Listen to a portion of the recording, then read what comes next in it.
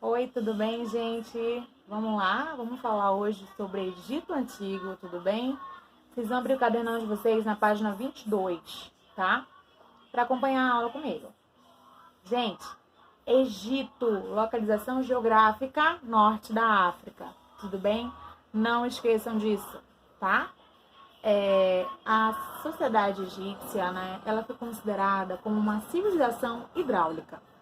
Por quê, professora? Pela importância do rio, tá? No caso do Egito, é o rio Nilo, tá, gente? O rio Nilo, ele era sagrado para os egípcios. Muitos egípcios consideravam que o Egito era, na verdade, a dádiva do rio Nilo, né? O presente do rio Nilo, né? Então, amores, o que a gente precisa saber sobre essa civilização? Eles fixaram a margem do rio Nilo porque a facilidade que se tem para viver à margem do rio é muito grande. O rio ele vai proporcionar o quê? A pesca, né? O alimento, ele vai proporcionar a locomoção das pessoas através de embarcações, além da importância, né, que se tem para atividades domésticas, a higiene pessoal. Então, tudo isso vai facilitar muito a vivência dessas pessoas à margem do rio. Lembrando que antes, né, não existia a agricultura. Então, os povos eram nômades, eles se locomoviam de um lugar para o outro. A partir do momento que eles descobrem a agricultura, eles vão se fixar naquela região.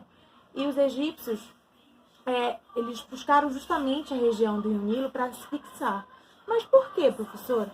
Gente, porque as enchentes do Rio Nilo, elas eram tão importantes para umificação do solo. E esse solo, ele ficava fértil.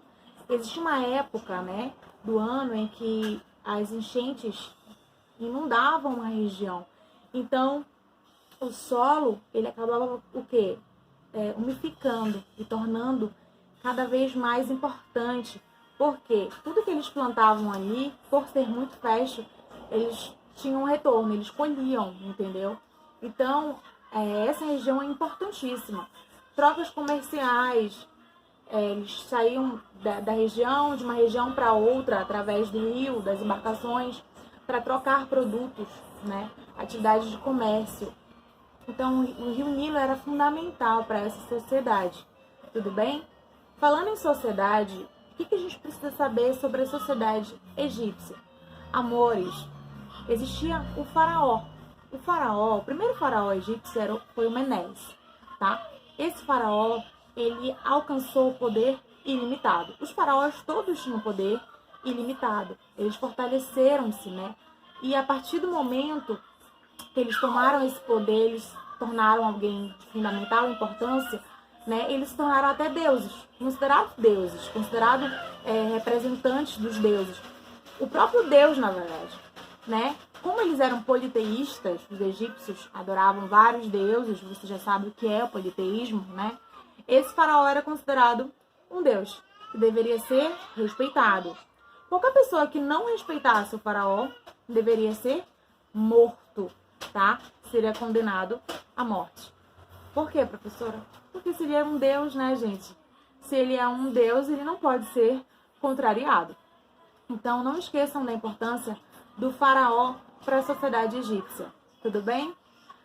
Na página do livro de vocês, na página 29, mostra a sociedade, tá, gente? Da época, sociedade egípcia. Aqui, vocês vão ver. Lá no topo da nossa pirâmide da sociedade, faraó, tá? Depois vem os escribas. Os escribas eram os homens da sabedoria, né? Eram aqueles que tinham o poder da leitura. Porque na época, gente, a maioria da população não sabia ler, não sabia escrever. Então, os escribas eram especiais por isso, tá? Porque eles sabiam ler, eles sabiam escrever. E tudo que acontecia no reino, eles estavam ali, escrevendo. Isso foi importantíssimo, né? Principalmente para os historiadores. Por quê? Porque tudo estava escrito, né? Os documentos foram formados a partir daí, tá? Depois vinham os nobres, né? Os nobres eram grupos ricos, donos de terra, grandes proprietários, né? Que geralmente parente dos faraós, tá? Depois, sacerdote. Sacerdotes, gente, eram ligados o quê? À religião. Também eram ricos, eram poderosos na sociedade, deveriam ser respeitados, tá? E eram líderes religiosos, tudo bem? E também eles transmitiam as tradições, né? Tudo que existia na sociedade era passado de pai para filho. Os sacerdotes tinham essa função de repassar essa tradição social, tá? Depois dos sacerdotes vinham os artesãos. Artesãos, pintores, marceneiros, carpinteiros, desenhistas. Os artesãos eram importantíssimos na sociedade. Era uma sociedade, né, que esses artesãos eram contratados para trabalhar exclusivamente na corte do faraó e nos templos, tá, gente? Nos templos religiosos. Depois, os mercadores trabalhavam com comércio, tá, gente? Trabalhavam para os faraós, né? Nobres, proprietários, mantinham os próprios negócios, a fim de atenderem o comércio externo, os privilégios reservados ao Estado, tá? Depois vinham os camponeses, ou chamados de felais. Era a grande maioria, né, da população era de camponeses, tá? Trabalhadores de terra, eles trabalhavam na terra. O que eles recebiam? Por que eles não eram escravos? Por que eles eram apenas considerados camponeses? Porque eles recebiam, tá? Pelo trabalho deles, eles recebiam. Recebiam em colheita, tá? Eles não recebiam em dinheiro. Eles recebiam como parte da colheita, tudo bem? Eram os camponeses. Depois vinham os guerreiros. Os guerreiros eram responsáveis pela segurança, né? Pela segurança do Estado. Eles tinham que proteger o Estado, tudo bem? E por fim, gente, vinham os escravos. Nesse período, gente, escravo era conquistado através de guerras. Quando os egípcios invadiam outro território, eles traziam muita gente como escravo, tá? E esses escravos poderiam ser também por dívida, tá? Como assim, professora? Não entendi. Amores, dívida. Por exemplo, alguém está devendo, né, uma grande quantidade de valor para uma outra pessoa. A pessoa vai cobrar. Ah, mas eu não tenho dinheiro hoje, eu não posso te pagar. Ah, você não pode me pagar? Então você vai virar meu escravo, tá? Até você pagar a dívida. Então essa era uma forma de escravidão dentro da sociedade. Voltando a falar da religião, lembrem-se, os egípcios eram o quê? Politeístas. Adoravam vários deuses, tá, gente? Vários deuses. E os deuses deles, eles eram personificados em pessoas. Na verdade, poderia ser assim. O deus poderia ter o corpo de gente, de humano, de homem, né? E cabeça de animal. Ou ao contrário, tá? Ele poderia ter um corpo de animal e cabeça de homem.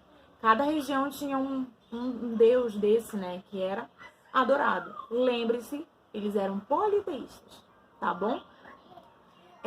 Amores, vocês sabiam, vocês já ouviram falar com certeza que os egípcios mumificavam pessoas? Sabia disso? Pois é, o ritual de mumificação era justamente porque eles acreditavam que enquanto o corpo estivesse vivo, a alma estaria viva dentro do corpo. Ou seja, era necessário guardar o corpo para que essa alma se mantivesse ali, entendeu? Viva, entendeu? Então, por isso que eles faziam tudo aquilo, embalsamavam, enfaixavam as pessoas, né? Justamente com esse intuito, né? De acreditar que aquelas pessoas estariam ali, ainda vivas. Lógico, a sociedade a sociedade toda não era embalsamada, não era mumificada. Apenas os faraós, né? Pessoas ricas ligadas ao faraó, que eram mumificados. Tudo bem? Vocês estão entendendo até aí? Olha só, gente, economia. Economia era voltada justamente, né, para o mercado interno, né, para a população, e também voltada para vendas, né, para outros lugares. Frutas, legumes, lentilhas, cevadas, trigos, papiros, né, eram os produtos principais que eram comercializados pelos egípcios. Tudo bem? Página 26, isso aí, tá, meus amigos?